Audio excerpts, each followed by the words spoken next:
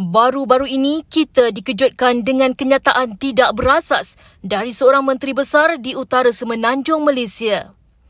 Beliau mengatakan bahawa idea menoktahkan kemiskinan adalah idea mustahil dari Perdana Menteri Malaysia.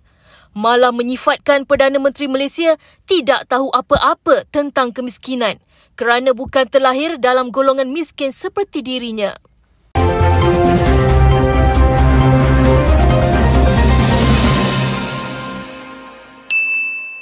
Nak faham orang miskin, kena jadi miskin. Macam saya ni, saya faham miskin. Pak saya anak 13. Kerja naik petai. Buat bendang, motong getah, tukang rumah. Upah menebas, tangkap ikan. Semua pak saya buat. Saya tahu miskin tu apa. Hang tak usah duk sembang mbak miskin pasal hang tak tahu apa. Ini nak memuktamadkan kemiskinan. Dosa sembanglah bos. Hang berangan-angan saja. Hang memperalatkan kemiskinan orang. Dia tahu apa pasal miskin. Dia buat demo tahun 74 di Baling masa orang gantung ubi kayu. Dia tahu ke ubi kayu apa? Dia tak tahu, dia nak naik namanya, dia buat demo. Kena ASA, naik nama. Orang Abim sanjung dia macam, nak kata macam dewa tak boleh lah kan? Ha? Sanjung dia sungguh. Sampai law ni marah kat saya lagi bila saya kata kat PMX. Hampa tak kenal Nur Ibrahim kalau begitu. Dia memperalatkan kemiskinan. Esok dia jawablah saya. Ini adalah kenyataan yang sangat dangkal dan berkepentingan politik. Dari kenyataan ini sahaja boleh menimbulkan pelbagai persoalan. Adakah syarat menjadi seorang pemimpin itu perlu berdepan dengan pengalaman hidup miskin baru boleh memahami derita rakyat miskin? Ini tidak masuk akal sama sekali. Demi menidakkan usaha yang dilakukan oleh Perdana Menteri terhadap rakyat miskin, tidak perlu sampai mengeluarkan kenyataan-kenyataan tidak berasas seperti ini. Minggu pertama selepas dilantik menjadi Perdana Menteri, Anwar Ibrahim telah menunjukkan komitmennya membantu pesawah padi yang rata-ratanya adalah orang miskin. Bantuan Hari Raya Aidilfitri juga disalurkan kepada pesawah, pekebun kecil dan nelayan. Banyak lagi inisiatif yang dilakukan oleh kerajaan pimpinan Anwar Ibrahim untuk membantu golongan miskin. Serangan Menteri Besar Kedah ini sekadar bersifat politik murah dan nampaknya ingin menutup kesalahan sendiri dengan menunding jari kepada orang lain. Kepimpinannya di negeri utara itu tidak memberikan apa-apa impak besar kepada orang miskin, malah banyak pelabur yang lari. Tiada pembangunan khusus yang dijalankan untuk membantu orang miskin, melainkan sibuk nak jadi hero Hindustan. Kalau kita singkap kembali sejarah, Anwar Ibrahim telah lama memperjuangkan hak rakyat miskin sejak dari zaman beliau di universiti lagi. Ketokohan beliau bermula sejak dari tahun 1968 apabila memegang jawatan sebagai Presiden Persatuan Kebangsaan Pelajar Islam Malaysia. Malah beliau juga merupakan antara pengasas Angkatan Belia Islam Malaysia ABIM pada era itu. Pada tahun 1971, ketika berumur 23 tahun, Anwar Ibrahim antara pengasas yang menubuhkan Sekolah Yayasan Anda YAA untuk pelajar miskin yang tercicir. Penubuhan YAA digerakkan oleh pemimpin belia dan mahasiswa pada ketika itu yang diketuai Anwar Ibrahim serta dibantu ahli perniagaan bernama Daud Seman. Nama Yayasan Anda ini hasil gabungan Anwar dan Daud. Dalam erti kata lain, Anda ini juga bermaksud pendidikan untuk semua. Tujuan penubuhan YAA ialah untuk membantu memberi peluang kedua kepada pelajar miskin yang tercicir dalam pelajaran bagi mendapatkan pendidikan secara menyeluruh sebelum meneruskan pengajian ke universiti. Antara kejayaan program YAA ialah membantu ratusan ribu pelajar di seluruh negara mendapat peluang belajar yang lebih baik serta dapat menjawat jawatan tinggi dalam sektor kerajaan dan swasta. Bukan sesuatu yang baharu untuk Anwar Ibrahim memperjuangkan nasib orang miskin. Paling bersejarah adalah pada tahun 1974 beliau terlibat dalam satu gerakan demonstrasi protes mahasiswa terhadap kemiskinan luar bandar dan kelaparan. Gerakan ini tercetus apabila ada laporan timbul mengenai satu keluarga penuri getah yang mati kerana memakan ubi yang tidak diketahui beracun untuk kelangsungan hidup akibat kebuluran. Kejadian ini dilaporkan terjadi di Baling, Kedah. Namun kemudiannya laporan tersebut dikatakan adalah palsu dan beliau ditangkap tanpa bicara selama 20 bulan. Ribuan mahasiswa seluruh negara telah turun di jalanan untuk melakukan demonstrasi di Kuala Lumpur.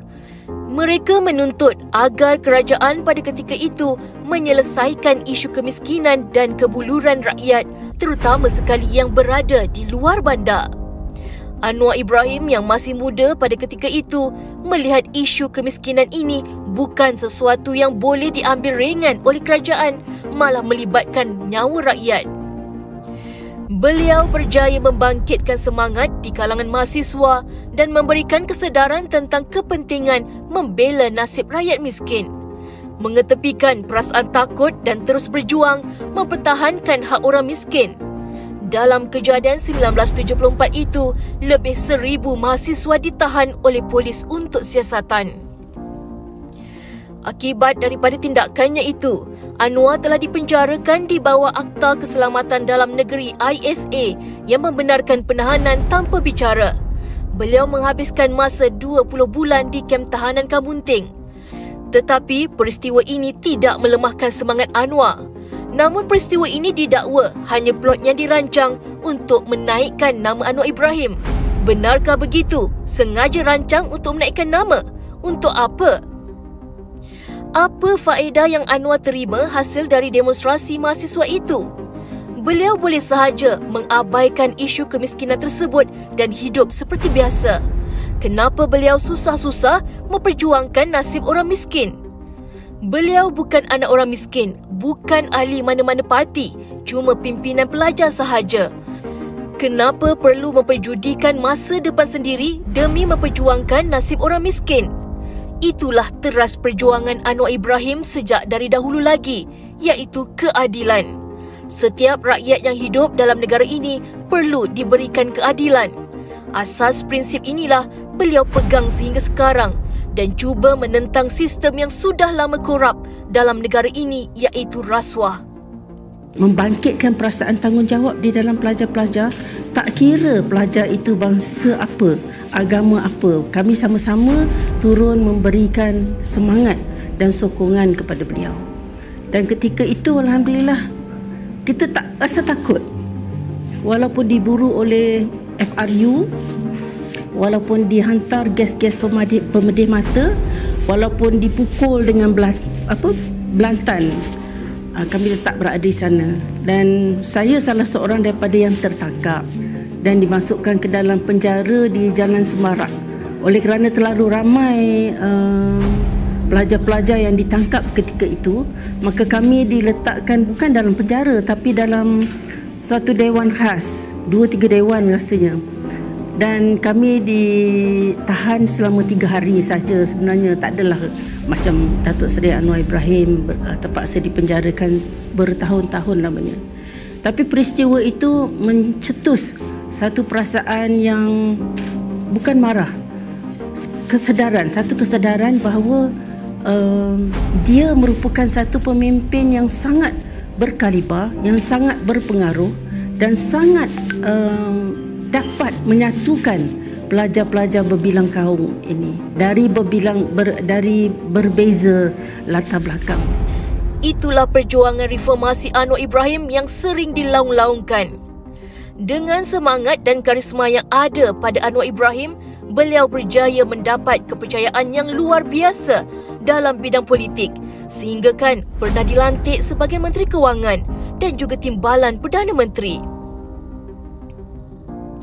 Banyak usaha-usaha yang dilakukan oleh beliau dalam membasmi kemiskinan ketika menjawat jawatan tersebut, terutama sekali membantu pelajar-pelajar di kalangan keluarga miskin. Namun apakan daya, beliau telah digulingkan oleh musuh politik yang tidak suka dengan prinsip keadilan dan integriti yang ada padanya. Pelbagai tuduhan tidak berasas yang direka oleh musuh politik membawa kepada hukuman penjara lebih sedekat lamanya untuk dipadamkan kerjaya politik beliau. Hasil dari kebangkitan rakyat yang menentang pemerintahan korup, persaingan sengit merebut kuasa pada PRU15 telah memberikan peluang kepada Anwar Ibrahim membentuk kerajaan perpaduan, sekaligus menjadi beliau Perdana Menteri Malaysia yang ke-10. Banyak perubahan positif yang beliau lakukan dan mula mendapat tempat di hati rakyat. Oleh itu, janganlah sembrono menuduh Perdana Menteri yang berniat baik untuk membantu membasmi kemiskinan. Meluahkan kata-kata sindiran seperti tidak faham erti kemiskinan dan sebagainya. Manusia dianugerahkan akal yang boleh berfikir baik dan buruk, belas ihsan dan kasih sayang. Tugas membasmi kemiskinan bukanlah perkara yang mudah. Perlu kerjasama dari semua pihak untuk menjayakannya. Sebaiknya Menteri Besar tersebut harus bersederhana dalam ucapan. Lebih molek lagi jika Menteri Besar Kedah itu menghulurkan tangan persahabatan dengan Perdana Menteri. Bermuafakat dalam membantu golongan miskin, terutama sekali untuk rakyat negeri Kedah. Tidak hanya mengharap pada kerajaan membantu sahaja, pihak yang dibantu juga harus bangkit dari belenggu kemiskinan. Bagi yang masih ada kudrat, kita tidak boleh mengharapkan bulan jatuh ke riba, melainkan usaha sendiri untuk mengubah nasib. Rakyat sekeliling juga harus cakna pada golongan miskin yang perlu dibantu ini. Salurkan maklumat pada pemimpin setempat untuk bantuan segera. Jangan sampai ada yang tercicir atau tidak berjaya dikesan, kerana Kerajaan Malaysia Madani hari ini sangat serius untuk menoktahkan kemiskinan tegar menjelang tahun 2024.